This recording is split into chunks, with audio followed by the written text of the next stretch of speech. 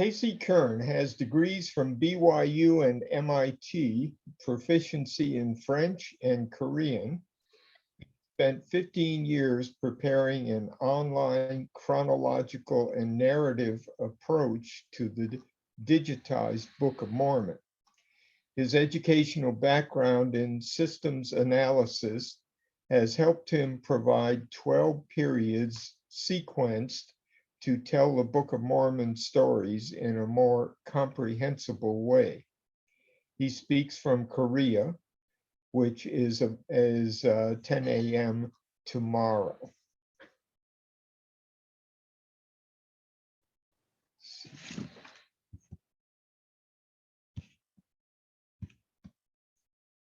Okay.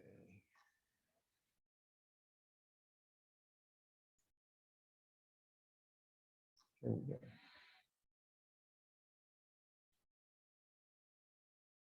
Deb, would you go ahead and do the prayer? Yep. Let us pray. Author of the universe, editor of our lives, source of the word, we bow this evening in gratitude for our lives, in gratitude that even our small voices can be heard. For amid the galaxies, the planetary systems, your awesome creations, you acknowledge us as kin and promise us eternity if we but can encapsulate your love, sharing it, holding your word within. We seek to expand our understanding, and Casey Kern comes to present a remarkable study guide. So we ask your spirit to join with us to whisper at our side, to help us cross the chasms of our narrow points of view, to bridge in friendship to each other and grasp a broader understanding of what is true. We thank you for the prospects opening to us by studying this book, and for the respect we share as we give the book a new look. For you, as author of the universe, provide guidance through your holy word, inviting us to a promised land so our potential can be stirred. And you extend to us the beauty of our promised land, the earth, where each of us is steward of our own eternal worth. In the name of Jesus, we pray. Amen.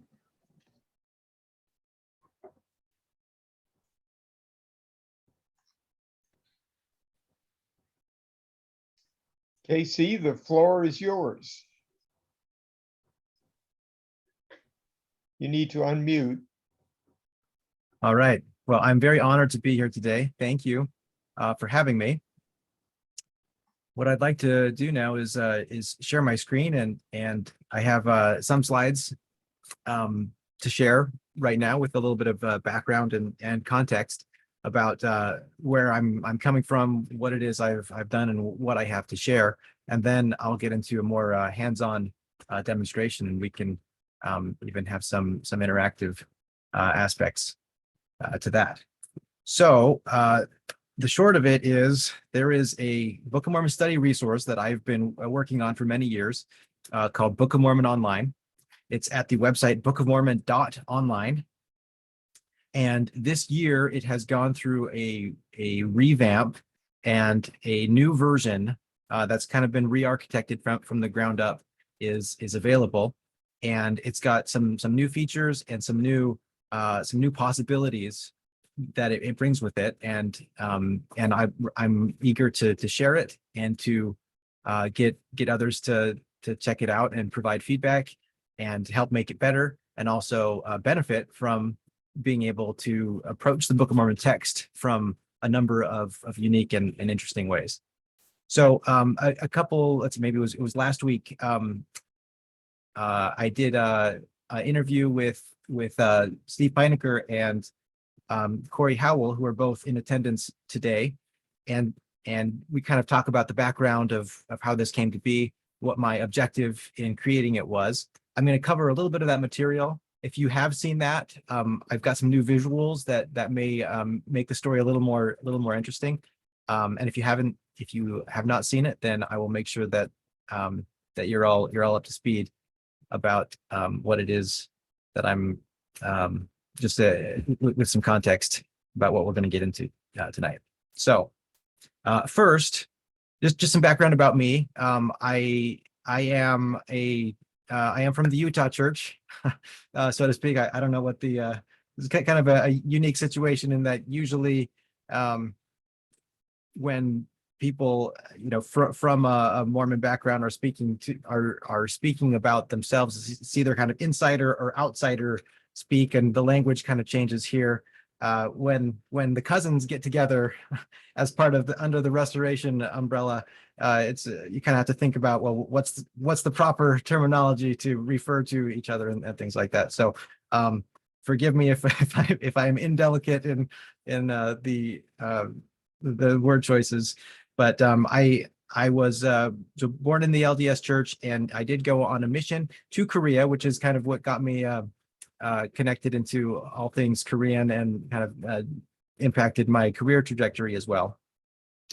And then as my background, my introduction said, I also went to BYU, and we'll get into that story a little bit. But I want to kind of get to let's go back to 2003. That's when I was a missionary here in South Korea. And at that point, the missionaries kind of every day have 30 minutes to study the Book of Mormon. And, as a teenager, I had gone through the LDS seminary program, and I had read the Book of Mormon in the sense that my eyes had fallen on every page. But I would say that my comprehension level and my retention level, and certainly my, the grasp of what was really going on in it was very low. When I had enough time on my mission to, dedicate to making more sense of the text, there were a lot of light bulb moments, but there was a constant challenge because the format that we're working with is basically like this: the columns, pretty dense text, some chapter divisions that don't really say much about the context. And if you're dedicated, and if you care about comprehension and stuff, it's not an insurmountable barrier, but it is a challenge, especially when it comes to grasping the intricacies and the complexity of the text. For example, at the very beginning of the Book of Mormon, the 1981 edition, you have this thing that's like an explanation of the plates, where it's talking about the plates of Nephi, the plates of Mormon, the plates of ether, the plates of brass. And then, I came across these charts that kind of talk about what all the sources went into secondary sources and then got compiled and abridged, and kind of realized this is pretty complex. And when you're just looking at it, from this point of view, it's really easy to miss a lot of that stuff, and the complexity can cause feelings of being overwhelmed, or just like, what, I'll figure this out later, just kind of plow through. In fact, Mark Twain, when he came to Salt Lake and read the Book of Mormon, his observation, I think, was actually along those lines. He's got a famous quote here. I'd like to read it in its entirety. Mark Twain said, "All men have heard of the Mormon Bible, but few except the elect have seen it, or at least taken the trouble to read it. I bought a copy. I brought away a copy from Salt Lake. The book is a curiosity to me. It's such a pretentious affair, and yet so slow, so sleepy, such an insipid mess of inspiration. It's chloroform in print. If Joseph Smith composed this book, the act was a miracle. Keeping awake while he did it was, at any rate." So, this is kind of a funny piece of a cross-section of American and Restoration history. But, he just refers to it as an insipid mess. You just kind of think of a spaghetti bowl of, a little bit of this here, a little bit of that there, throw in some Bible quotes, throw in some Bible sounding language, and call it good. And I think, for a lot of people that approach the Book of Mormon, that really is the experience that they get. And, the intricacies of the complexity and the content are difficult to grasp. Now, when I was going through it, I found a number of approaches through various third-party materials that I found quite useful and helpful in trying to get past some of those barriers. One of them was commentaries, especially commentaries that included maps. Now, this is a student manual that's produced for the BYU religion classes, and I went through this, and you kind of have to have the commentary open and the scriptures open, and you kind of have to turn the pages in sync and go through it. which is useful and helpful, but it requires a lot of commitment to really do that across a long period of time. And what you'll find in these is sometimes there's appendices, like this was the first Book of Mormon map that I encountered here on the right in this book. And this was a revelation in the sense of, here we have the actual locations listed.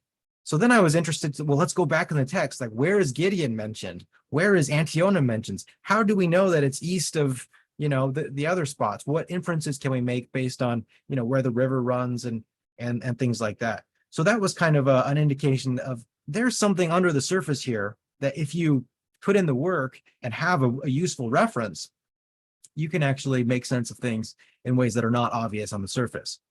So there were other commentaries also that I came across later that are quite voluminous and again, useful in processing the ideas and the content. But the trouble with this is that, again, you have to be reading it side by side. The actual reading experience can be quite cumbersome. If you might lose your place when you're jumping back and forth between them, or you may just choose to ignore the text and just read the commentary, and there's something lost there also. But back to some of the commentaries and the materials have more of a geography focus, and this was back to the map thing. Seeing different takes on maps and geography. Again, one started to illustrate the depth of the content that was in here, and that there is some coherence and some consistency that, for example, was lost on Mark Twain, who was just referring to it as an insipid mess.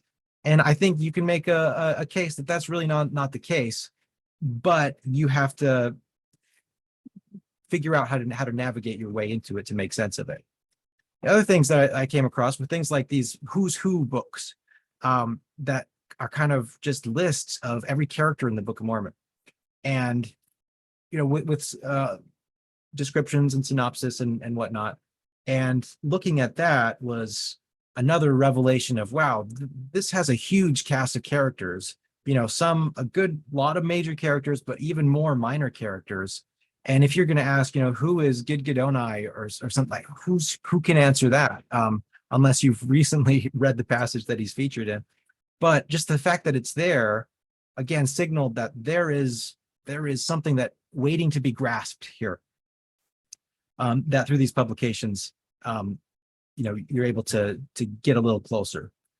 So the other thing I came across were these timelines, and this was a revelation in a different sense of, the stories can now be placed across time and space and can be made sense of in a way that is very different than just looking at it as just a stream of words.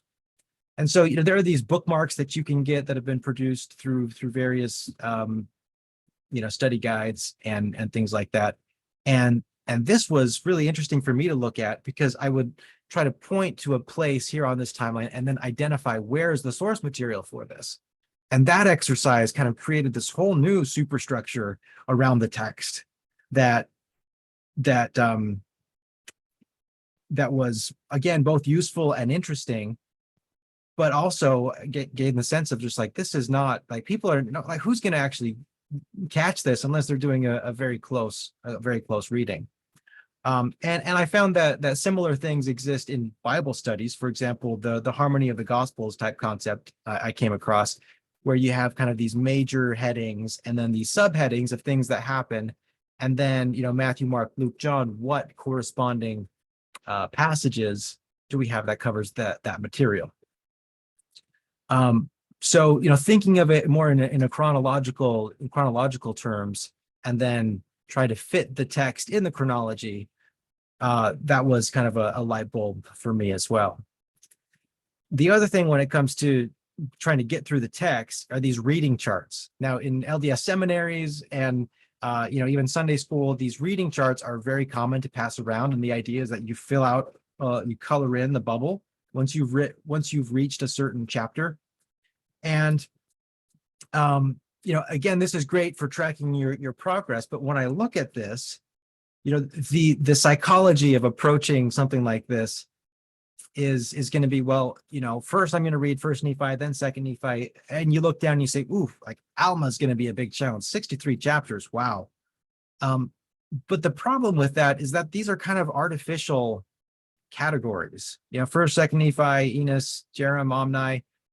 These things really tell you nothing about the content. And you know, Alma can be cut into different segments that are just as meaningful as you would find in any other you know, book or chapter division. So that being overwhelmed by Alma being 63 chapters is kind of a misnomer in because it doesn't really reflect anything intrinsic in your approach to the text other than you know, what the name of the book happens to be. So, you know, with this in mind, I was able to identify some challenges and some pitfalls that come from the typical approach to reading text, you know, in a double column verse with book and chapter verse superstructure. And to illustrate that, I have a few famous quotes here from the Book of Mormon that are prone to misattributions. So first, let's look at you know, in second Nephi here, we have opposition in all things. We have the resurrection might pass upon all men. We have the infinite atonement. We have I am a disciple of Jesus Christ. God is a God of miracles. I give men weakness that they may be humble. If you have charity, you have nothing. Now, if I were to poll a random person and say, well, who do you think said this? Well, you would say, well, Nephi said this, and Alma said this, and the other Nephi said this, and Mormon said this, and Ether said this, and Moroni said that. Like, easy, right? Well, surprise, that's all wrong. That there are different speakers that correspond to each of these passages.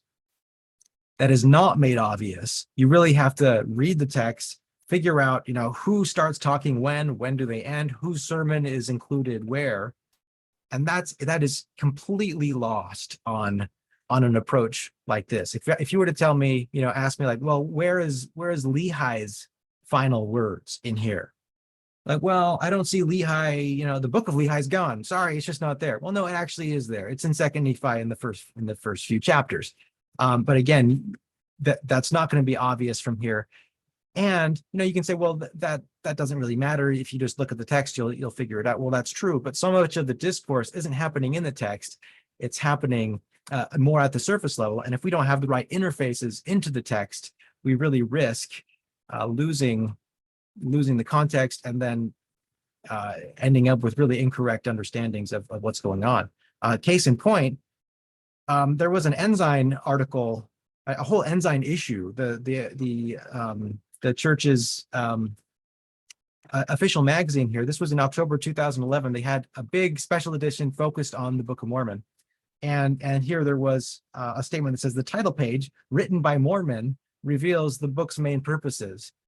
Well, you know, the title page was actually written by Moroni.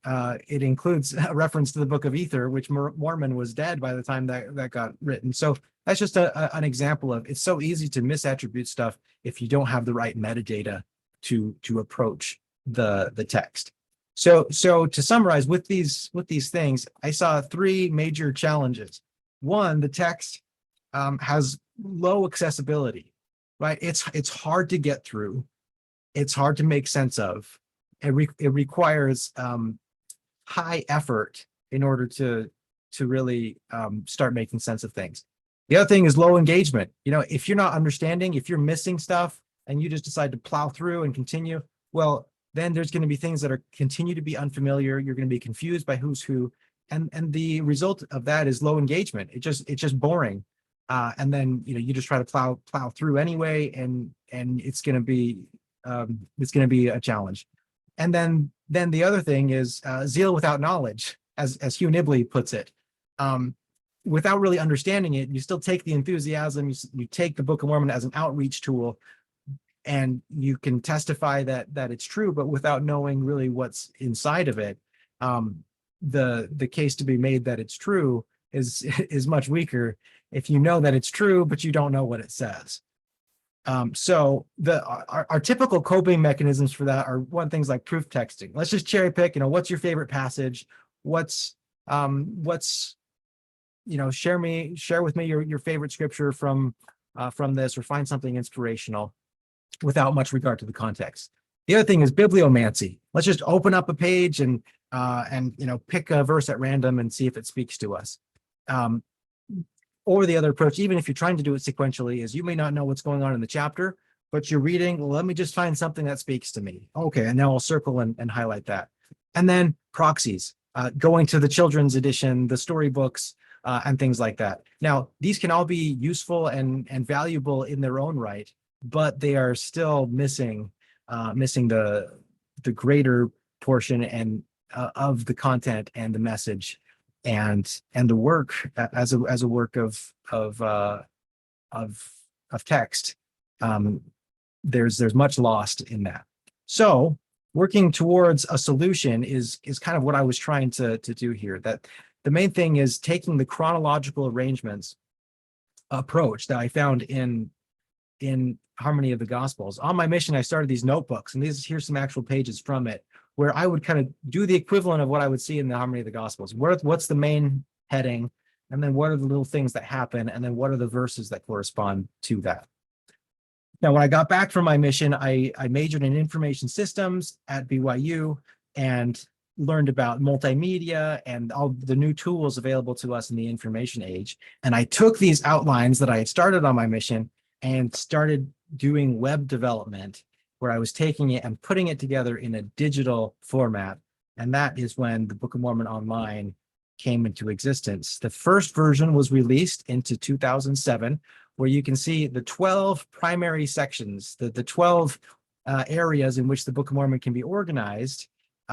This is your new table of contents. And all the text can be found in here. It may not be in the sequence that you're expecting it, but it will be in a way that then reveals the chronology much more obviously.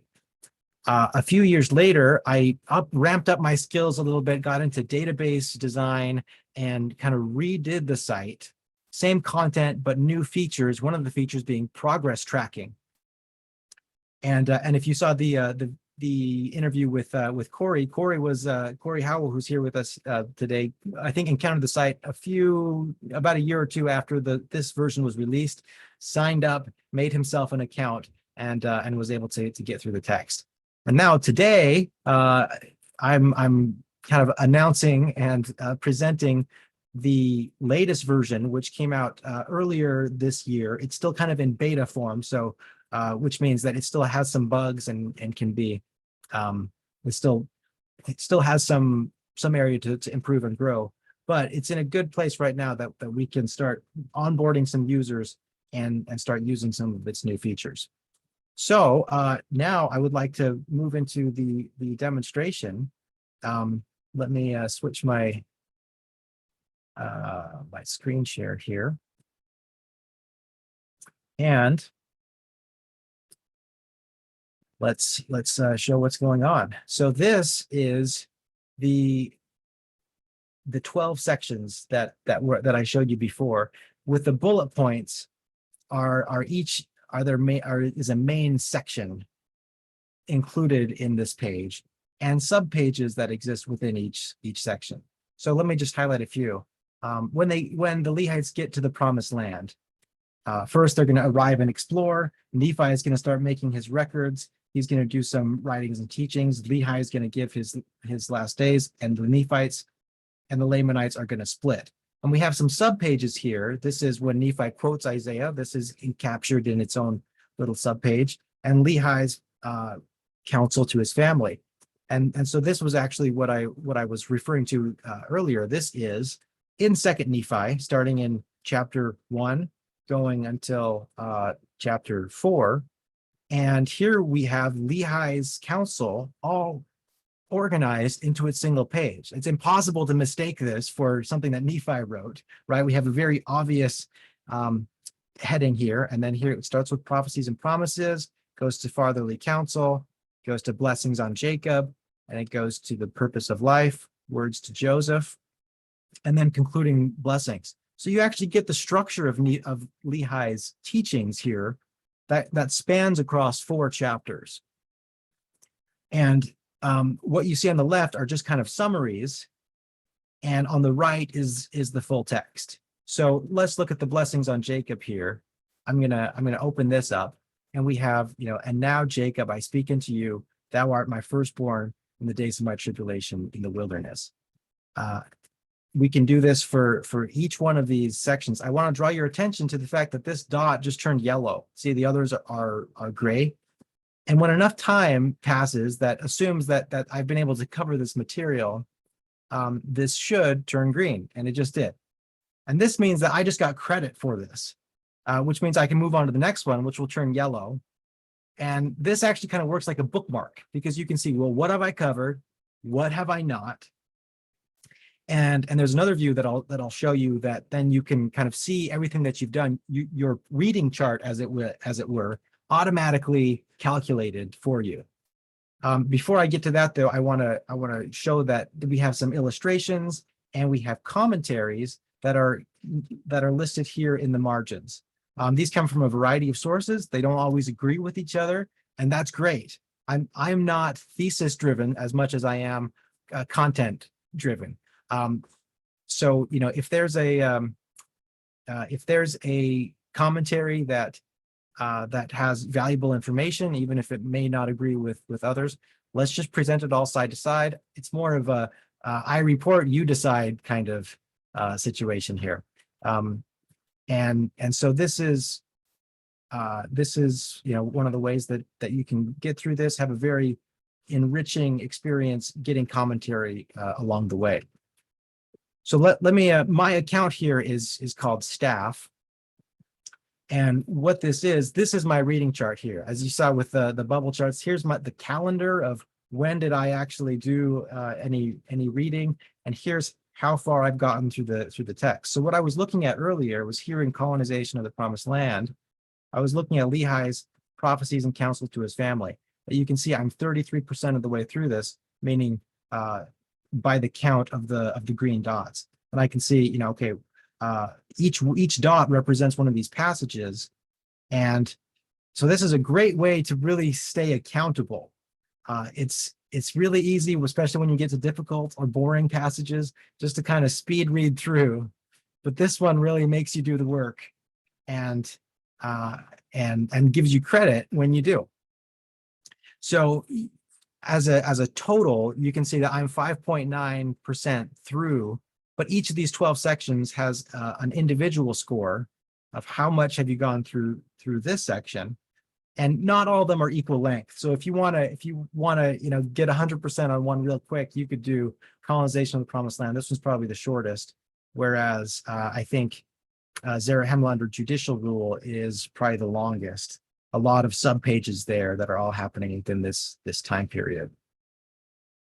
So this is the main concept here was let's reorganize the text, which is what you have here. Let's provide a way that people can track their progress. And along the way, let's provide commentaries, let's provide illustrations. And there's a few surprises and Easter eggs along the way. One of them, if you're more historically minded, you can actually look at facsimiles from, for example, the 1830 version, the 1837 version, the 1840 version, 1841, all the way to more modern ones, which are indexed verse by verse, that you can see what did this passage look like to somebody in Nauvoo in 1840. You can actually see the facsimile of what that looked like. So the other thing I want to bring up, I mean, there's a lot to cover, and I'm going to have to compress this a little bit. I just want to bring attention to a few things on the menu here. So when I push contents here, this brings me to my 12 super sections. There's also a timeline, which is more of a virtual and interactive version of those bookmarks I was showing you, where you can see, you know, the Jaredites, the Lehites, the Mulekites, where do they feature? You know, you can say, you can click on each one, you can zoom in, you can pretty much have an accounting of each major battle that occurs, where it occurred, when it occurs. And if you want to fact check this, any one of these you can click on, and, you know, Lamanites versus Benjamin. Okay, I don't remember a war with the Lamanites versus Benjamin. If you click on this, it will take you right into the very passage where that is mentioned. And we talk about King Benjamin and the armies of the Lamanites. And you see, while I'm highlighting this, it's creating these little tags. And what I can do here is I'm going to say, the armies of the Lamanites came down, and Benjamin gathered his army. So we usually don't think of Benjamin the warrior, but look, here it is. So I'm going to add a comment here that says, I didn't realize Benjamin was a military, let's say military, so I can spell this, military leader as well. ... Okay, so I'm just made that little comment right there.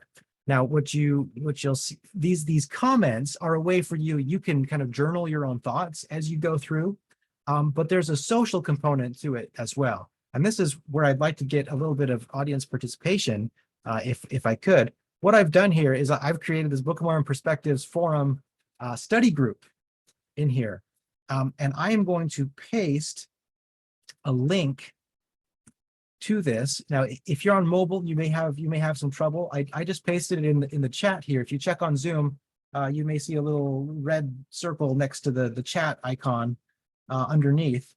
I just gave a link to here we go, to an invitation to this group, and it looks like Jason Smith just joined. So I'm going to say hi to Jason here. This actually kind of has a chat room functionality. So this is a private message, a message that I'm just sending to Jason right now. And it looks like Mormon Book Reviews just came on too. So what's happening is now this study group is being populated by all of you. Now, what you'll find is if you go here, the comment that I just made, I didn't realize that Benjamin was a military leader. You should be able to see this inside the study group with the highlights that I made. And you can actually reply to it. You can add your own thought, your own comment. And if you click on this, it will actually take you back into the content. And you can see the comment here, and you can actually reply directly onto it. So it's great to see everyone coming in. This is awesome. Jonathan, Neville, welcome. Steve, welcome. Jason, welcome. So all of you should be able to come in here, and we can have a discussion in this chat room that is then grounded in the text. And so, I would invite, okay, Jason just responded here. Hello. Okay, and Corey just joined the group. Now, you may notice here at the top, this is everyone in the group that I'm in is kind of watching from above as I'm going through the text here. And so you'll see that Corey has a trophy next to him. And this is because Corey is one of our star users that has actually gotten through this, gotten through the text multiple times. And if you get through the text, if you reach 100% on your thing right here, you get a trophy. And there's actually a little trophy ceremony that will happen. That's kind of funny. And you can have private messages and discussions amongst yourselves. And Corey's actually in a different group right now. Corey, could I ask you to switch groups? You'll see that he's showing up as yellow right now. If he joins this Book of Mormon Perspective group, he should turn green. And so now all of you that are in this group should have the capability of, you can search for a particular scripture if you just want to cut right to it. Let's just type Alma 32. And here I am in Alma 32. You can make your own comment. And if anybody makes a comment, everyone in the group that's online at the moment will get a notification. And you can reply, you can respond to each other, and throw ideas back and forth, and turn this into a space that you can have constructive and productive discussions that are focused on the text. You can highlight things. Okay, so Corey just showed up here. Now he's in green. So you can actually be in multiple study groups. So I've got a number of groups here. Our flagship testing group was called Red Brick Store. And I can switch groups. So if I switch groups, now all of a sudden the Mormon perspective comments all disappeared. And the comments that came from the group that I'm in now are now visible. And the group that we created as a test during the Mormon book reviews session is here. And here we can see that Corey's part of that. Now, if the screen does go blank, that usually indicates a bug. I'm still trying to work out, what's causing all of those. So be a little patient for that. If there's something obvious, you can hit bug report right there, and I'll do my best to try to get those solved. But the idea is, okay, so everyone here is having, let's see. Now, I think this is the first time I've had a group of this size, all with everyone online at the same time, that it may be tripping up some things here. But this is a space where the group can have a discussion. So I would invite anybody who has signed up. So Corey's quite familiar with this. Corey, could you comment on a passage anywhere and just kind of show what that experience is like? Again, looks like we're having some troubles with the. I don't know if this is because there's a lot of people on at once, but the other thing is then this will kind of show up on a news feed on the homepage, and what you'll find here is everyone that's in the group will appear here ranked by who's done the most work. So Corey here is at 13%, and this is actually his third round through. So he's our number one reader right now, and right now every post that gets made shows up here. I'm going to add some filters for it so that the smaller comments don't clutter up the main feed. Not that I don't appreciate the comments that are here, but the idea is that you make a comment that's attached to a particular passage, and you can explore it and discuss it with the people that you've invited to your group. There are various groups. The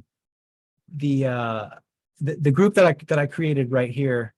Okay. I'm sorry. Let me pause this. Corey just said, "See Genesis 1 for more of the story." I wonder what he's talking about. I'm going to open the study hall here, and okay. And now Corey has just made a comment right on the passage here at Alma 12:22, and he's highlighted, "This is the thing which I was about to explain." And Corey says, "I've lost track. What was the thing he's about to explain?" Well, let me click on that. It'll go right to the text. Okay, and then looks like Corey added his own comment right here. It says, "See Genesis 1 for more of the story." And you'll see that the Genesis 1 actually turns into its own link, which is tied to a completely separate system, which will look up scriptures at any moment's notice. If you just type it, it will detect that it's a scripture. It's got some, it's not quite artificial intelligence, but it's close. And you can have a discussion where you can be referencing other scriptures, or you can be referencing the text and kind of annotate the text as you go through it. So that's the crux of it. I know I do want to point out a few things. So the social component is the main new thing, and that's the thing I would really like to get some traction with. And hopefully even with this group, this is a place that we can continue the conversation and have it be a place where we can have more engagement and discussions around the text. I mentioned those who's who books. Here we have a people database where I can say, show me all of the Lamanite royalty. And here we go, the Lamanite kings. Show me the Jaredite royalty. Here they are. Show me the Nephite warriors. Okay, and we see, oh, hey, Benjamin shows up in the Nephite warriors. Didn't we just see that? Same with places. I do want to show that there's also a map section, and I know this one is usually engenders a lot of passion. I'm trying to have maps that show the various theories. I know, and I know we got some feedback on the Heartland model, for example. I know I have the land of inheritance in the wrong place. And I see Jonathan Neville's here. I would be welcome to discuss with you and make sure that we get all these placed based on what the more proper placement of each of these positions would be. The facsimile section. Let me get to this. This is of interest just from a historical point of view, that you have all of these facsimiles starting with the printer's manuscript, going all the way down to the current versions. These are basically PDFs that you can look up, and if you click on it, sometimes they take a little while to load. But if you want to reference something kind of at any moment's notice, or say, let me check what this looked like in the text. Again, I showed that in the text, some of them are indexed verse by verse, but for any others, you can look through and kind of get the facsimile version as the full document scanned. So let's see. One more thing I'd like to bring up is, for those that are historically minded, this is a BYU Digital Collections archive that I've presented here in a more visual format, where you can see every newspaper article that mentioned the Book of Mormon from 1829 on, every book, every publication, friend or foe, if it mentions the Book of Mormon in an archived publication during Joe Smith's lifetime, it's available here with a transcript, with high resolution facsimiles. Again, thank the BYU Library for this, but you can kind of organize it by year and treat this as an archive about Book of Mormon reception history. So yeah, I think I'm gonna leave it there and maybe open it up for questions. I know you've all been great at engaging this so far, for those of you that have been able to sign up and interact in the study hall so far.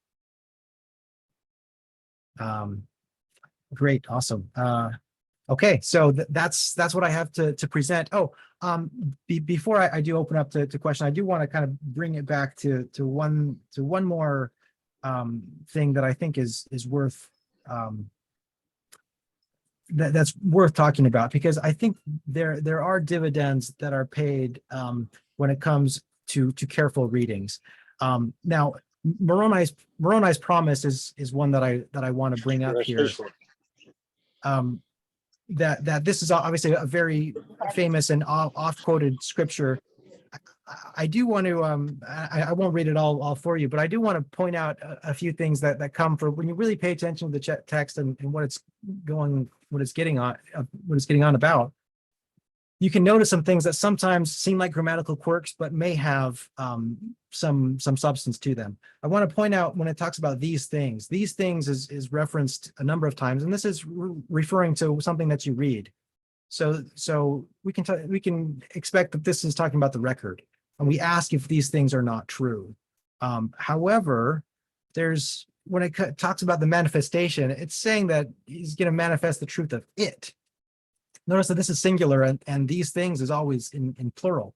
So we have to ask ourselves, well, is this it talking about the truth of these things, or is it something else? Well, it turns out that there actually is an antecedent about the it, and that's referring to how merciful the Lord hath been.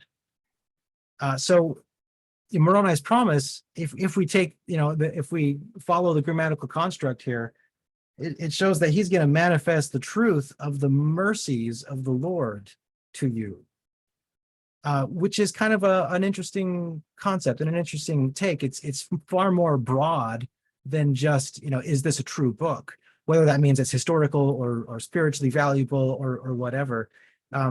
If we look carefully, this is actually broadening the scope into the revelation of God himself and his mercies.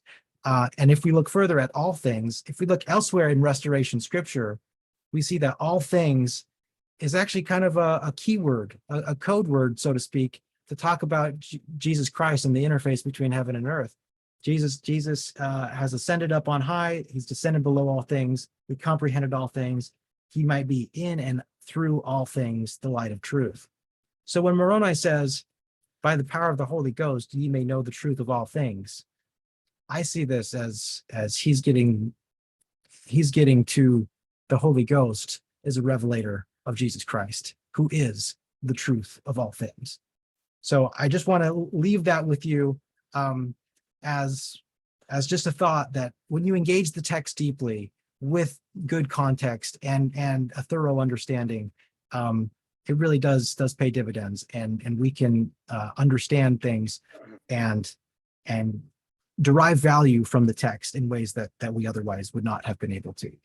So I'll leave it at that for now, and I will. I'm happy to field some questions. Okay, Casey, thank you very much. That was really awesome. We do have some hands raised. First is going to be Ed, and then Bill, I see you. You'll be after Ed, okay? But Paul gets in first, right? Okay, Paul, you're good. You're the host. You get to do that. Thank you. I normally get to ask the first question, but tonight I just simply wanted to offer the first compliment, because having gotten on this beautiful online Book of Mormon, I am very much impressed with it. And I want to strongly recommend it for everyone to spend some time with, because I believe that there's a tremendous opportunity for us to bridge our cultural gaps together and learn together in the process. I appreciate, Casey, what you've done. It's just a marvelous contribution. And for those of us that are trying to bridge across the chasms of some of our past differences, I think this is extremely helpful. And so I'll not ask a question, but I'll make that comment and leave the good questions to the rest of this good forum. Thank you. I appreciate it. Ed, go ahead, please. Yes, thank you. That is an incredible tool. I'm curious, did you do the coding on the interrelationships of all these mini databases? Yes, I did. My training is in information technology, and this was largely a side project that I did to hone my skills. I should say that I did have help from some folks that I paid some outsourcing. One man in India who's been helping me, and one man in Ukraine who unfortunately had to take time off, and I have not heard from him since the war started. There's one aspect of the Book of Mormon that could be incorporated into the lookup database. Mhm. And there are several Book of Mormon efforts that have been done to provide the text in a Hebraic poetry format, which is apparently the style in which the Book of Mormon was written. There's one for sale currently on Amazon called Poetic Parallelisms. And there was one that I was associated with. It's called the Restored Covenant Edition. And it's a RLDS publication. And I've had many people tell me that in reading the text, having it displayed in its more traditional biblical format provides them further understanding. Just a comment. Yeah, I'm definitely open. I mean, I want to add new sections. This is still largely a work in progress, and unlike a publication that goes to press and that's it, this is something I can continue to improve. And as I get more feedback, I can incorporate new perspectives and fix errors, and make sure that everyone that varying views and contributions get a fair shake. You mentioned the poetic parallelisms. That actually is one of the versions that I have here in the facsimile edition. So if you look up any particular passage, let me take Mosiah 27. If I hit this button right here and then click poetic parallelisms, I'll actually be able to see this in from that edition. I mean, some of them are more useful than others.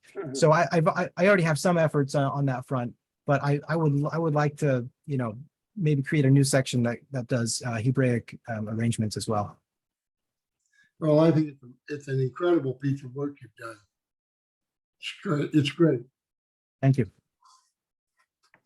Thanks, Ed. Okay, Bill Gunlock, go ahead, please.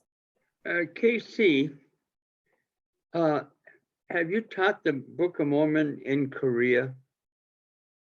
The reason yes. Yeah. reason I asked that is that the Taiwanese people didn't see any relevancy in their culture.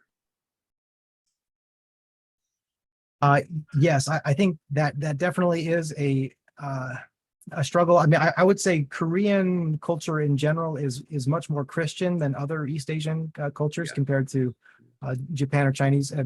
You've got, I would say, around 50% at least are nominally Christian. So even if they don't see it relevant, the fact that there's a Christian story or the House of Israel narrative, they at least have some footholds to be able to make sense of that. I should know, I didn't intend to bring this up, but this actually is multilingual, and the first language, just being where I am, actually is in Korean. That here actually you get the text in Korean. I don't expect this to mean anything to you, but it is. It's the same concept, but I'm trying to introduce it to the church members here in Korea, and get them to benefit from it as well. Because I should say that compared to English, foreign languages, East Asian languages in particular, really have much fewer resources available for study. All right, my second comment, Casey, is that your program looks like it's best used in a university in BYU.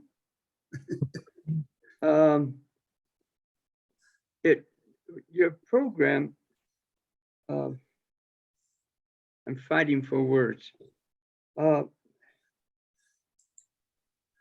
compromises the spirit in the reading of the stories,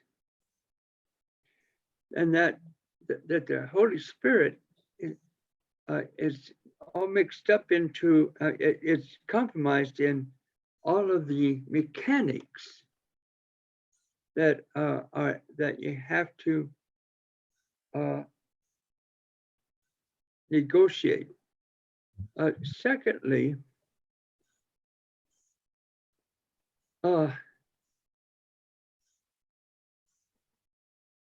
one had, and relating to scripture, in this case to be the Book of Mormon,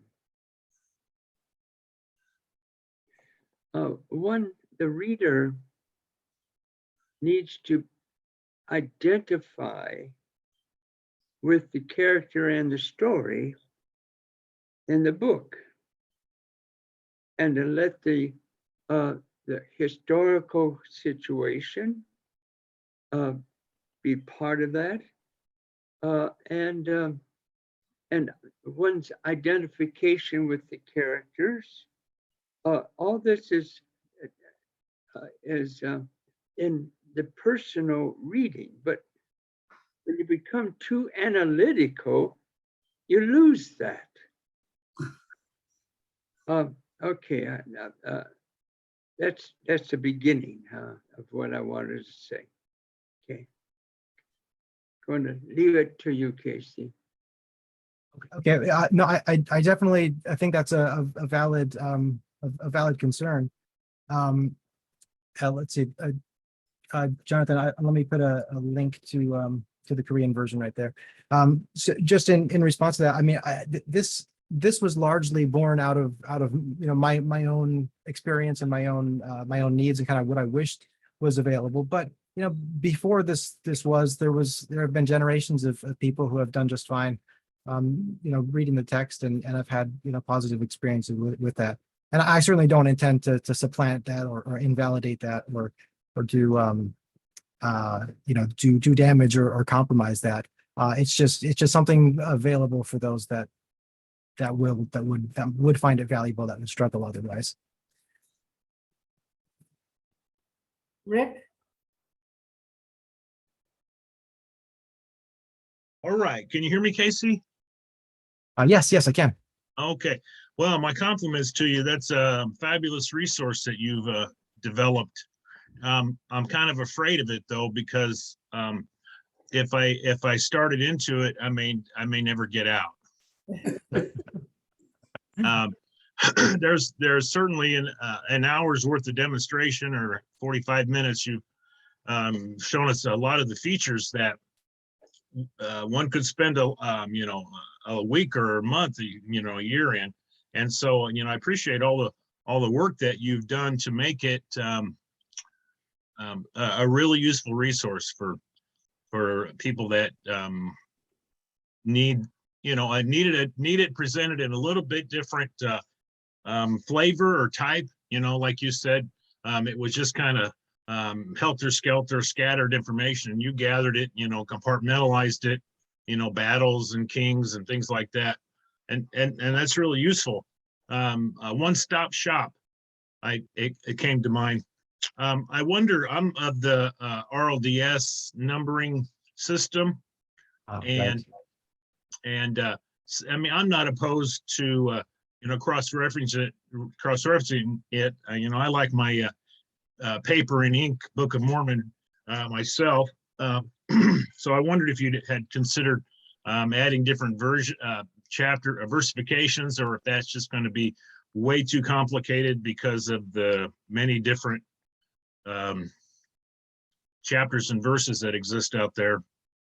Well, yeah, that's so first, I love your comment on the one-stop shop. That definitely is what I kind of intended with this. To the numbering, I hadn't considered that in full, but now that I think of it, there is a user preferences section where you can kind of decide, do you want, the audio on or off? Do you want your illustrations to show up? I could add one right here. That's like, what numbering system do you want? Do you want, the LDS, the RLDS? And I think I actually already have an index, a cross index. And then it would just be a matter of changing the a new label. That I like the idea. I could certainly do it. I hadn't even considered that being an issue. Again, even like when you search for a reference, that might be a little trickier, but I'm definitely open to it. Let me see what I can do. Okay. Can you go back to that screen that you just had up? Yeah. And you can still hear me. So on the left side, that's sort of tabs there that I can peruse in there. Okay. Right. With not having perused it yet, is there a section that does like topical cross references? Like if I want to study prophecy, or if I want to study the Gentiles, or resurrection, is there a series of scriptures that I can go to read that? I can go. I can search a word from a different website that'll give me the words, all that word, and in the entire Book of Mormon, it'll bring up every occurrence of that word. And I imagine your website has got the same feature. Okay, there it is. So 110 search for Gentiles. Yeah. Okay. So yeah, you can use the search one. This isn't so much a topical. I do want to get there. I do want to get to a more topical thing, but this is just keyword search. That usually does the trick. So okay, well, you got it all. Yeah. So yeah, you can search for it, and then when you click on that again, it's going to take you back into the framework here and give you the context. Yeah, into the framework. This is part of a Benedict's message to no one as priests. And keeping the context is something that I always wanted to maintain. All right. Well, I'm done. Thanks a lot for your work and sharing that with us and making it available to everybody, really. It's really helpful. My pleasure. Thank you. Okay, thanks. Jonathan, you're next, please. Okay, thanks. Yeah, I had asked Casey for the link to the Korean one because I have some people in Korea, so he already sent me that. But Casey, I think your site's awesome. I've referred people to it a lot already myself, and you've done an amazing amount of extra work. I'd love to give you some more input. I guess I can just email you or something about that. Sure. Yeah. Happy to do it. I know that there's always. I already know that the Heartland map is wrong, so I'm committed Well. to fixing that. There's no one correct Heartland map either. Right, I understand, but at least getting it closer. Hey, Rick. One thing I didn't see is how do you form a new group? Did you Okay, show yeah, us how to do that? let me jump back in here. So if first you have to be logged in. Let me Yeah. let me get my login again. So I'm still logged in. Okay, if you're logged in, so you can create a new group here. There, the button's right here. Oh, right there. Yeah, Oh, yeah. new group. Duh. Okay. Yeah, yeah. It's too You- easy. It's right. You create a new group, it'll open it, and then once you go in the group, you can once you have the group, you can either get your invitation link, the shareable invite link. If you make a private Perfect. group, and then you can email that to whoever you want to join. Oh, it. that's fantastic. And Okay, and that was my main question, and it was right there. So just a note on the groups that there are you can choose the group privacy, and I do want to be respectful. So this group, the Perspectives Forum, this is a public group, which means that all these comments are now showing up on the homepage. I can turn this private if people have objections to that, which means that you can only see it if you're already in the group. yeah. And so when you create new groups, you can kind of decide, is this public facing, is it not? And if it's public facing, just people should be aware that their names are showing up on the homepage. Okay. Yeah, this is just fantastic. Like everybody said, tremendous job. Thank All you. right, we'll be in touch. Thanks. Yeah. Mhm. Okay, Ed, go ahead, please. Yes, KC, you triggered a couple of further questions. Is it possible to have a group that's just one person, like a study for yourself? Yes, absolutely. In fact, that's one of the first options there. I call it the solo group. Right here, if I create a new group, you can choose solo group, which is a one-person study space just for you. So this is where you can keep your notes. I actually got a feature request.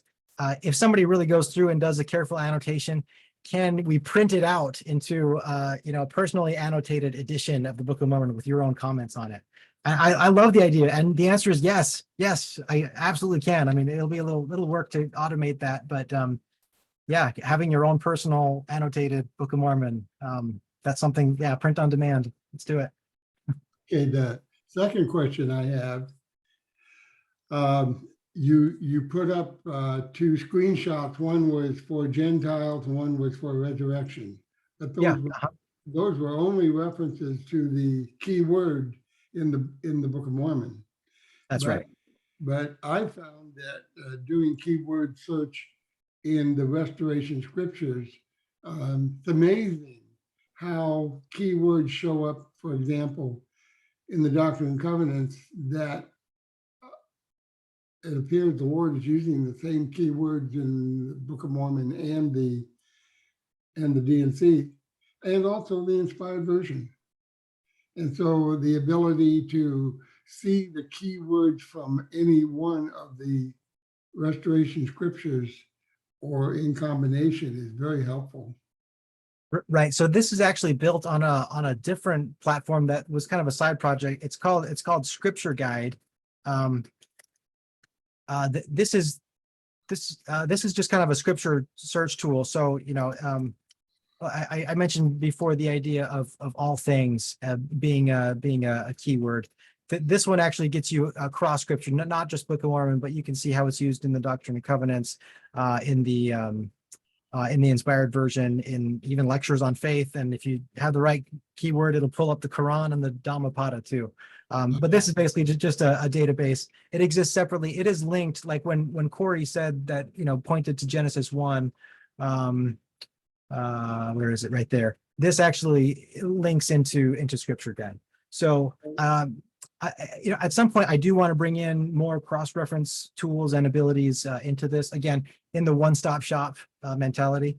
But yeah, that's great feedback, and I'll definitely yes, consider that. Now, when you pulled up that Genesis 1, that's where I thought you had some kind of feature in there where one could select 1, 2, or 3, or 4 scriptures from the Restoration panoply and see the results from all of them. I think that's really great.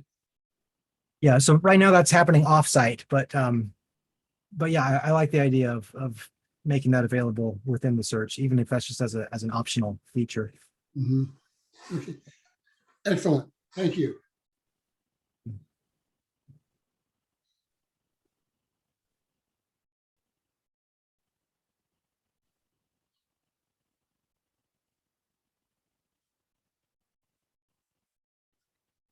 Quiet group tonight.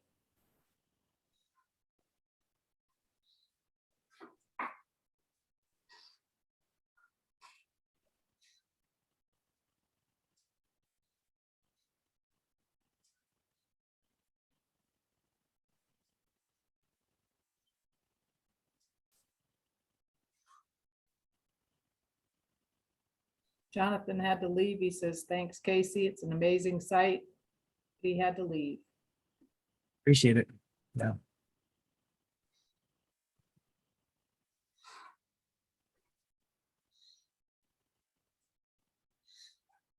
Rick Bennett, what's a hexadecimal? I'm an old person and I don't know what that means. Oh, I was just giving Casey a little hard time there. It looked like his username was in hexadecimal. So if decimals, you only get 10 digits with decimals, 0 through 9. And then hexadecimal is where they keep going and use A, B, C, D, E for the next 6 numbers. This is what he's referring to. My staff username is this very arcane cryptic symbol. That doesn't mean anything. It's just a randomly generated string. I So was a going couple to ask. computer nerds talking there. Sorry. I was going to ask what the home base for this program is. Is it a cloud program, or is it something that you got in a server somewhere? Or So yeah, it is. It does live on the cloud. It's not an app that you download. You just go to the website. It works on mobile also. It's a little more clunky on mobile, but tried to do my best to make it at least functional on a mobile device. Maybe someday if I find some magical source of funding, I can maybe try to get an app produced for this as well. But yeah, it's all I mean, it looks like a fantastic system. It really does. I can imagine me getting lost pretty fast, but I am not technically minded anymore. But I mean, when I picture you and I picture this system, you should be an old man with a long beard. I don't see somebody so nice and young as you are being so smart, and it makes me feel even older. But it's just, I think it's a fantastic program, and I might try to use it sometime myself, but as a solo, but I certainly wouldn't want to try to compete with a group. But I just wanted to say I really do appreciate all the work you put into it, and I didn't figure you were running it on a Commodore 64 or anything like that. I just thought you might have it on a server somewhere. Yeah, I do.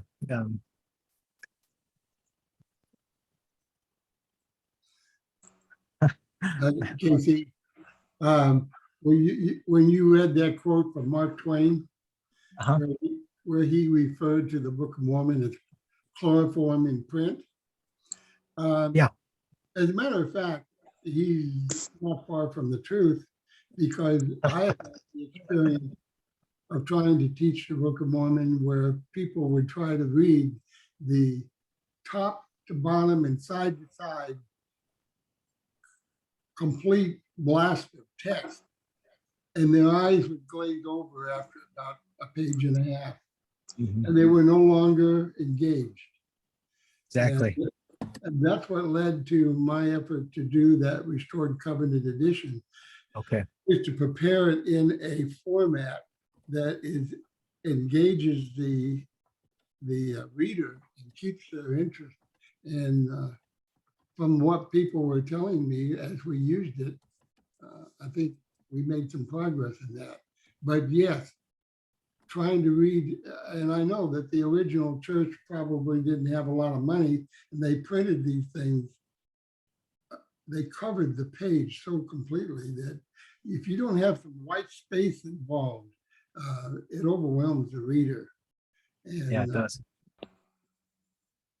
the I love problem is when you try to when you go to a directory where you're bringing up the text and you want to represent a poetic format, it defeats the purpose if the text is all reduced down to just lines. If you don't have the structure maintained in the poetic format, you lose something. But yeah, that was pretty funny, the chloroform in print. Yeah, yeah. I really like the restored edition, but I find I have to scan it into a PDF and enlarge the print for me to be able to read it anymore, because if it isn't already a large print, I can't handle it. I'm getting there.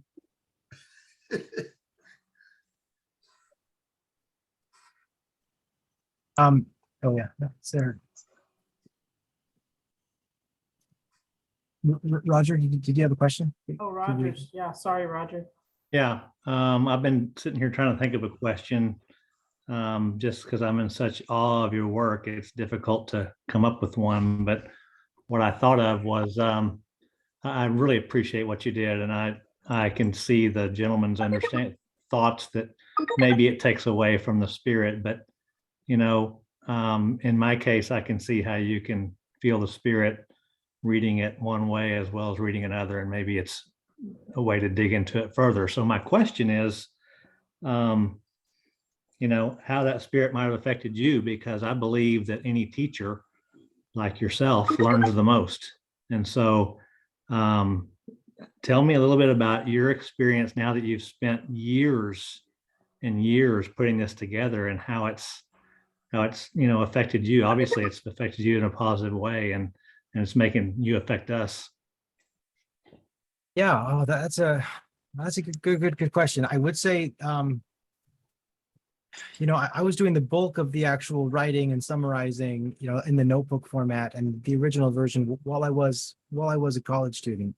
And you know, I did at the time, I think I was the same age as Joseph Smith when he was producing it. And I remember thinking, I just remember like, because it required a lot of activation energy for me, just to like, I got to make sense of this, you know, when I was trying to summarize the Isaiah portions, when I was trying to connect it all. And, you know, just thinking about Joseph Smith having been like my age, but I had the benefit of, you know, I spoke foreign languages. You know, I had a college education or was getting a college education. I had, you know, more cosmopolitan worldview, and I felt like I was just still being schooled by it in a way that caused reverence and humility, and then through that, and I think, you know, the Christian folks that are or the I guess, well, Christian here in some folks, but those that appreciate the you know, the text for other reasons, or because it actually reflects a more Protestant view, I came to appreciate that too. And in some ways, that sometimes would come in contrast with what, you know, typical LDS framings of doctrines. When I was getting into the text, I mean, the grace and the works kind of thing crops up now and then. You know, when I was going through the text, one part that caught me was, I think in Alma 33, it talks about, you know, it talks about an instance in which God is angry with his people. I'm like, okay, here we go. You know, we're going to get some fire and brimstone here. But the reason that he's angry is because they will not accept his mercies. And that was like, you know, that was not a line of thought, a line of reasoning that I had ever encountered in an LDS context. But here I was encountering it in the Book of Mormon and spending enough time with it that I had to process it and internalize it. So I think it did, you know, shape my religious worldview in a way that was quite expansive. But at the same time, it was also very legitimizing because, reading the Book of Mormon, you're not going off into forbidden paths by doing that, right? Like within the LDS tradition, Book of Mormon's about as safe of a source text as you can get, even though it will lead you to conclusions and maybe ideas that may not otherwise be very common. And yeah, so I would say sometimes I feel like a misfit in the LDS setting, but at the same time, just like, look, my worldview and my religious view is informed by the Book of Mormon. If you don't like it, then not much I can do for you. Well, I appreciate that. And back to your Joseph Smith comment, does that kind of give you an appreciation then that basically it was been impossible for a Joseph Smith to write or invent the story or the book that some people like to occasionally say? Yeah, I mean, I would say I don't like to say never, never say never. As Winnie the Pooh says, some say nothing is impossible, but I do nothing every day, or something like that.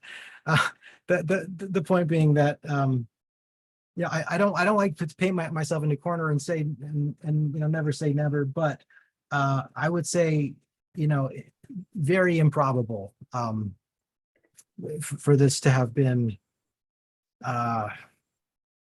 Yeah, I don't know. I can't say anything conclusively. I mean, I am a believer, but that's still, I accept that largely on faith, rather than I believe this because there's no other way, there's no other explanation. Because who knows, some more compelling explanation may come down the road, and I don't want to have the attitude that I'm unwilling to accept things. I think that's just truth seeking 101. But I would say, based on my experience having engaged the text and then comparing myself to someone who had been my same age, with much less resources that I had, who was actually generating this text, I did experience a lot of, like, wow, something else is going on here. However we end up defining that. Yeah. Well, I really appreciate your excellent work. Thank you.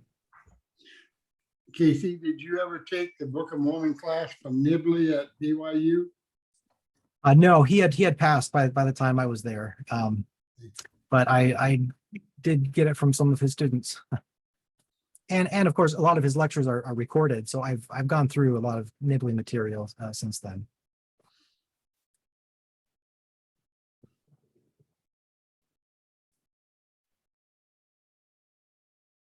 Wonder if there aren't any questions, or I was going to see, Corey, would you like to make any comments?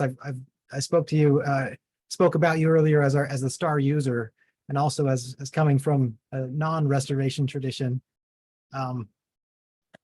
Yeah, I've shared with you before that the thing I think is very possible with Mormon Online is for people who are non-LDS. Sorry, I think your mic's not coming through. Oh, clear. sorry. Here, just on my private because of my.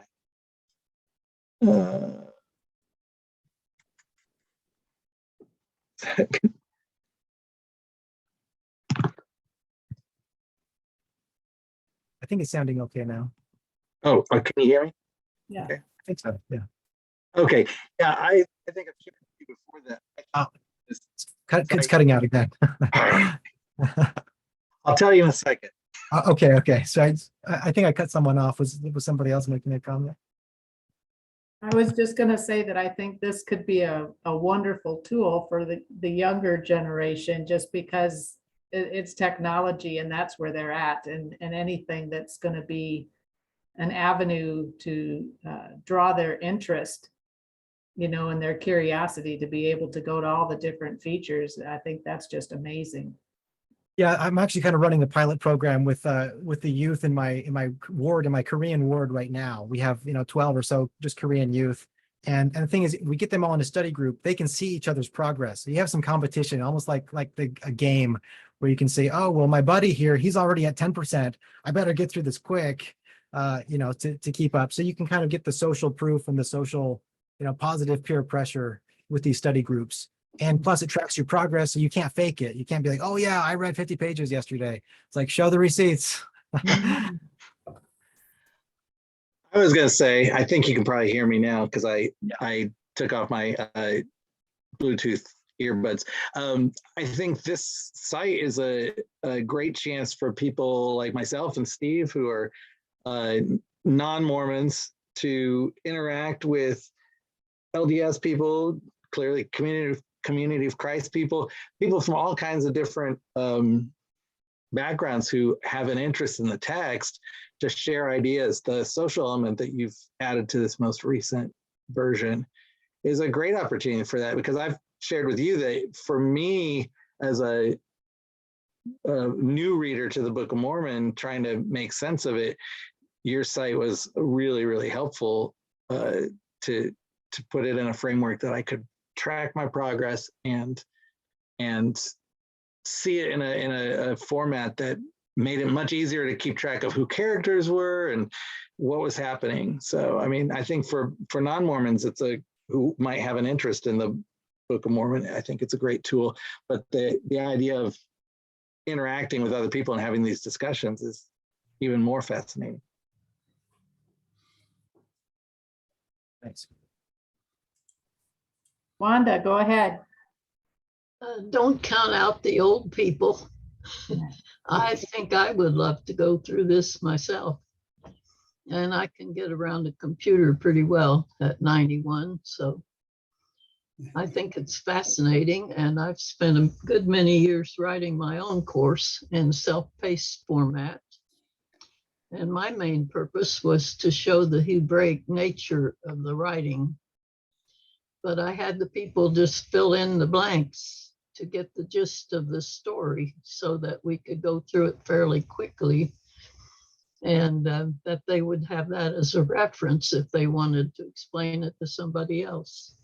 So I know how much work he must have put into that.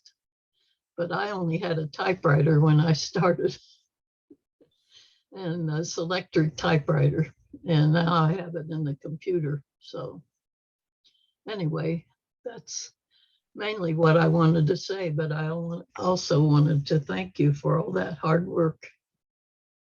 I appreciate it. I'm also open and able to add additional commentaries. So if you say you have some things on your computer that may can supplement the text, I would be happy to, if you're okay with having that be part of the site, with adding that as a resource that people can read alongside the other commentaries.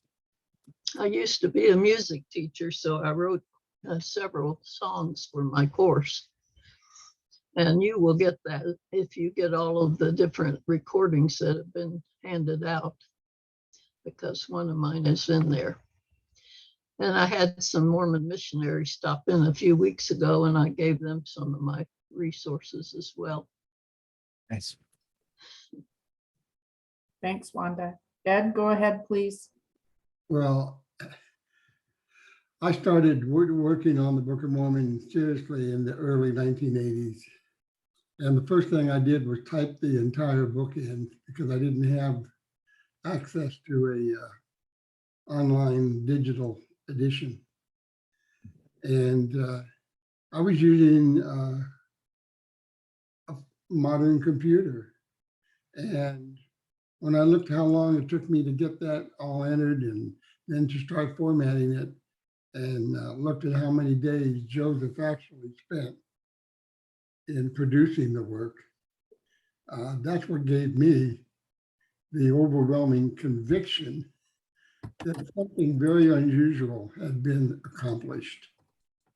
But I was also going to say that finding your work and your program has just lifted a tremendous burden, because I have been trying to figure out how to use either the software program Rome or Obsidian to develop the kind of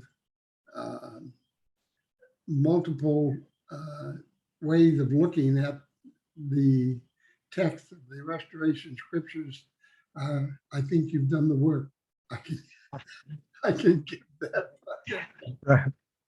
Right. I'm open to continued collaboration. I mean, I've done what I can with resources that I have, but I know there's been other people, you know, such as yourself, that have been doing this for a long time, that probably have other things to contribute. And I'm all about joining forces. And you know, again, the one-stop shop, that's what I would love to turn this into, with every piece of resource that we can assemble. That's exactly right. I second that. Rick, go ahead. Okay, Casey, this is my second time to make a comment. But, you know, I'm kind of a graphic person. And so, you know, we've talked about the complexity of the Book of Mormon and what Joseph had to have in order to compile it in such a short time. And so for me, the events that happened in the land of Nephi, I charted. Nice. Love it. Yeah, I charted it so I could say, wow, there was a lot going on in these chapters. And then, you know, on the back, it has what happens in each of those locations. So for me, I'm not holding out any reservations that the Book of Mormon might not be true because of the change that it's made and the witness that I had in my spirit. I don't, you know, I don't see any other way it could have been written, because it certainly wasn't written by Satan, because it gives glory to Jesus Christ, and he doesn't want to do that. And he's the bad guy in the Book of Mormon. So it can't be written by him or influenced by him. So I'm 100% for the Book of Mormon. Yeah, well, yeah, thanks. I love that that diagram, Gab. I think that was similar to what I was trying to do, and then transferred that into the digital format. Hello, is it, I don't really see this as a tool for people who would like to find out for themselves if the Book of Mormon is true or false or whatever. I mean, this is more something for people to be able to enhance their comprehension of what they're reading.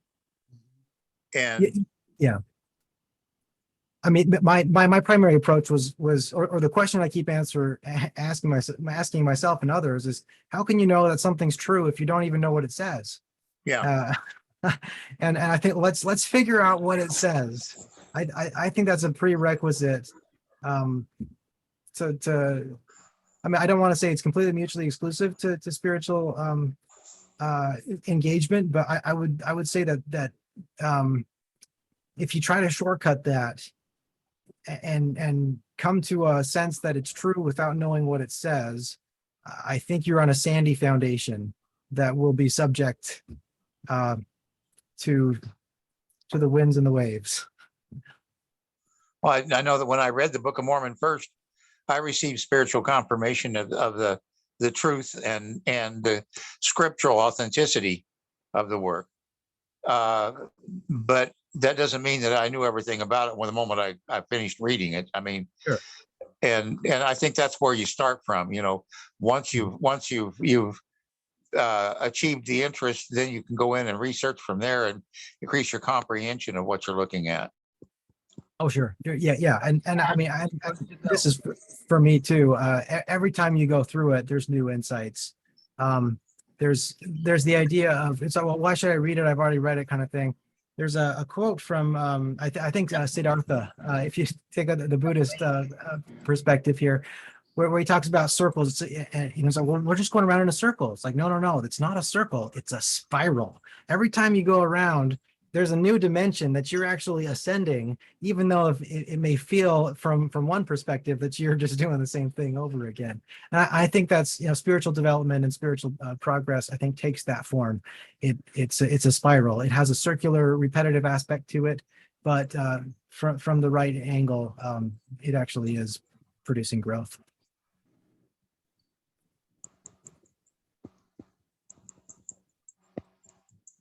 Which is why this thing, once you get to 100%, it resets you to 0, and then it gives you a trophy. It resets you back to 0, and then you can go again. And Corey's done that twice now. He's reached 100%, got his trophy, and then been sent back to the start line. but it's different the second time you read it. It's different the third time you read it. And that's how it ought to be. Corey, you're welcome to come back every week. We're always here on Monday night. I'm usually not available Monday night, but I was this time. So thank you so much. Nice to meet you all. Nice to have you. Thanks for being here. Is it my turn? Kurt, go ahead. Yes, is there another site that maybe I'm getting confused with? I looked at the Book of Mormon online and I came up with another Mormon site or something. Is there two of them that are very similar when you type the title in? I found your, Casey, I did find your site when I used your link to join the group, but. Okay. So if you search for, I think if you just type Book of Mormon online, there is one that's like bookofmormononline.com, and that's not it. That's not me. I spent quite a bit of time on that. Looking for it. So maybe just clarify that to everybody. If you just type in bookofmormon.com online or whatever, it's kind of confusing. Yeah. Is this what you came across? Yes. Yeah. So this is bookofmormononline.com. That is not, let's see, if you search for Book of Mormon online, it will first, the LDS church site will come up, and then it looks like I'm the second one. It's the one that will say a Book of Mormon study resource. I grabbed the wrong one. I think if you just type it from the address bar, you got to type Book of Mormon, then you got to, don't forget the dot. It's dot online. There's no .com, there's no .net, there's no .org. It's just .online. And if you go there, you'll end up right there. I'll put that link right back in the chat though. So. Thank you. I'm done. Okay. Thanks.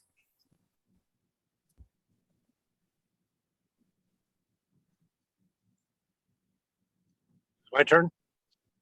Oh, yeah. Sorry, Paul. I was trying to figure out who had said that. I wasn't seeing your hand there. So, but yeah, that's good. Go ahead. Sorry, I'm driving, and so I'm not in a position of waving my hand. But I wanted to inquire, Casey. We've had presentations on the land of Nephi and Peru. By the way, we have George Potter coming back next week to talk about the Jaredites in Peru. But we've had land of Nephi in Peru, in Guatemala, in Georgia, in the Malay Peninsula, in Joseph Smith's Head, and we also had a presentation on the land of promise being the earth. Any comment you'd make about all of the disparity that we have in our understandings of the Book of Mormon, with its varied approaches to geography? Oh, let's see. I mean, I've tried to educate myself on each of the major theories. I don't think anyone is conclusive enough to be able to settle things, which is why, at least on the map section, I try to present as broadly as I can. Again, kind of a you report or I report, you decide kind of idea. I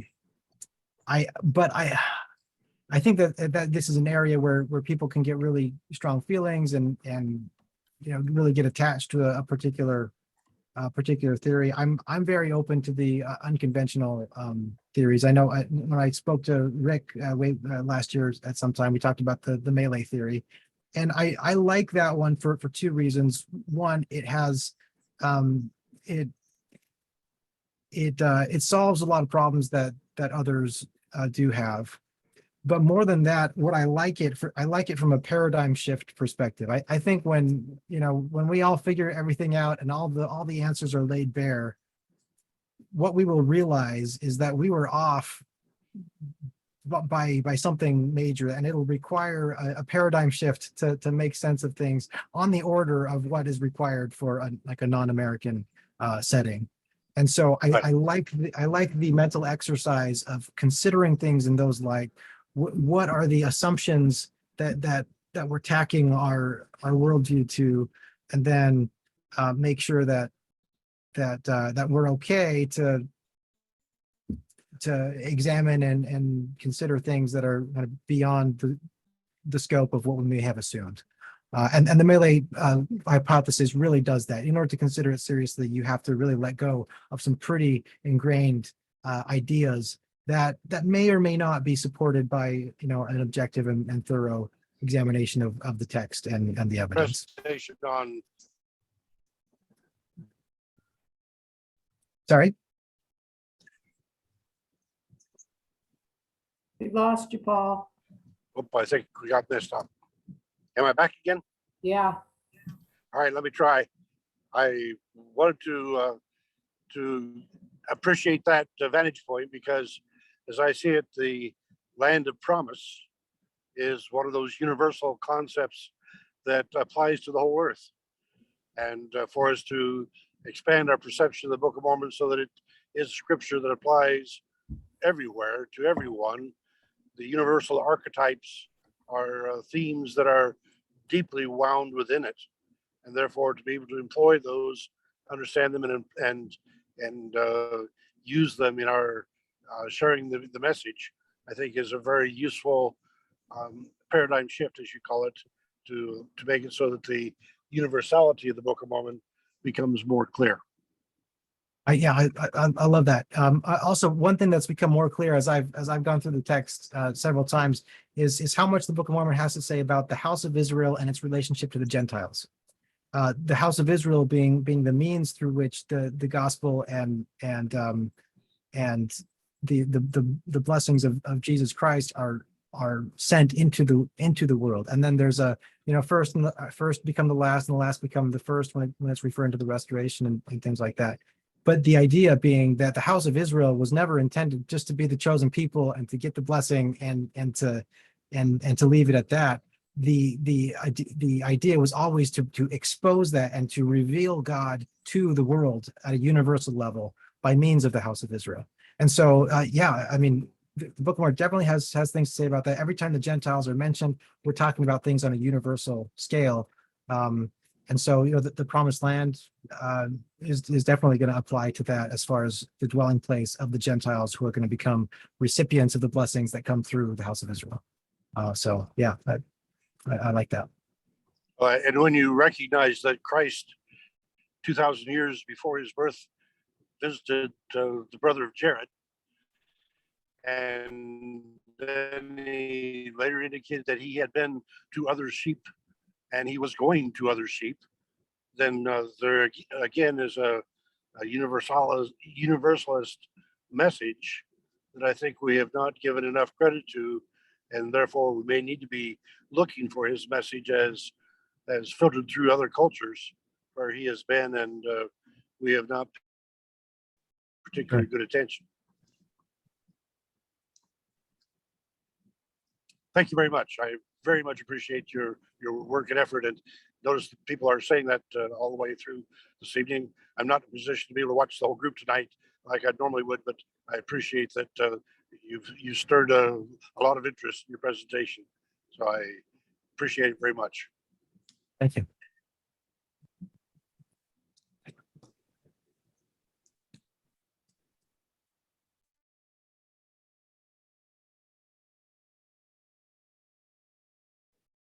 So Paul, it's getting oops, there's Roger. Go ahead, Roger. Yeah, I still don't think I have a question, Casey, but I'm so impressed. I'm sitting here thinking I've been on this Book of Mormon forum for almost 2 years. And every month or so, we have someone like yourself that presents like a life work. And it's like their whole focus has been on this aspect of the Book of Mormon or what have you. And, it's just amazing to me that, yeah, your beard is not near long and gray enough to have done all the things you've done, that you've compiled. And so I appreciate you using that, your education, the technology we have today that, even 10, 20 years ago, we didn't have the memory in computers to be able to pull so many things together like you have. And I can see you're going to continue to do it further, but I don't think that I could compile what you've done in my whole life. If I compiled everything I did, it would be like a little bitty comment box in your section that I had. So I'm just continuing to say the same thing, but looking forward to trying out your system and program some more. And thanks for presenting A Whole Life Works in just a few years. Thank you. I appreciate it. Maybe Paul can loan you his beard. Well, Oh, there's a joke in computer science that in order to have a beard in computer science, you have to know Unix really well. And Unix is a kind of a legacy, well, not very common, but has a very long history, and kind of the forefathers, the founding fathers of computer science have all have these Jeremiah Johnson beards that and we're experts in Unix. So I need to up my Unix skills before I can pull off the mountain man beard.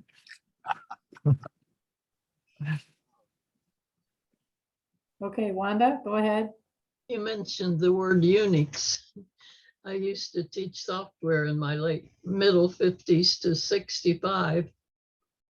And after teaching music for several years before that.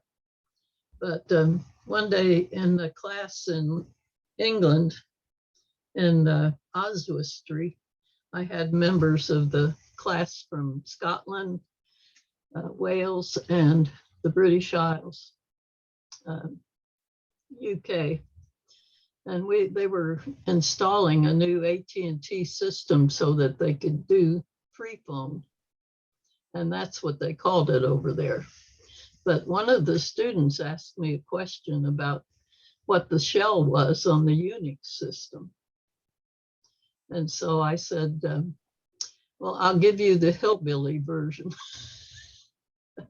And so I drew a circle on the board. And then I put a little kernel on the side and drew a little circle in the middle. And I said, well, this is the little guy that answers your questions and goes and does what you tell him to. I was not an artist. And I drew a few more circles in between that and the outside. And I explained to them how nutty the two guys were that invented Unix, because they wore their shirt tails out and no ties or sloppy clothes and everything, but they just wanted a faster system. So I drew another circle right on the edge and I said, now, this is the circle here for the shell.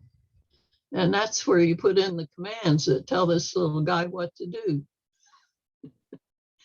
And I said, there you have it in a nutshell. So one raised his hand and he said, you've taught us more about Unix in 2 minutes or 5 or whatever it was than we've learned in all our courses. But I got a kick out of that because I had to edit all the courses when they first started writing Unix courses. So I had to use that for my method of entry for my courses I had to write. And first I had to use the VI editor, which was the visual editor. And every time you printed a page, you'd have to go get your printout before you could tell what it looked like, because you had to put the commands in for the format. So I was trained up around the time mobile phones were invented. I just thought you might get a kick out of that. Yeah, no, good stuff. Hillbilly Thank you. story. My brother was a big hillbilly computer programmer. And I asked him how he learned computers so fast. And he said, why, there's nothing to it. All you got to do is count up to 2. Right. Speaking of binary, and I had to teach a course on binary, hexadecimal, and octal conversion to the Western Electric engineers at one point. Interesting times. Amazing life there, Wanda. That's amazing. Paul, I think it's 9:45. Were you in a position to go and sing us out tonight or no? Rena's gone to sleep, so I'll do the duty myself. Good night, the Lord is watching o'er you. Good night, his blessings go before you. Good night, and we'll be praying for you. So good night, may God bless you. Good night. Thank you, Paul. Good night, everybody. Thanks again, Casey. It was an amazing presentation. Thank you. Thank you. I appreciate Yeah. you having me on. Yes, Casey, you're a wonder child. Mm.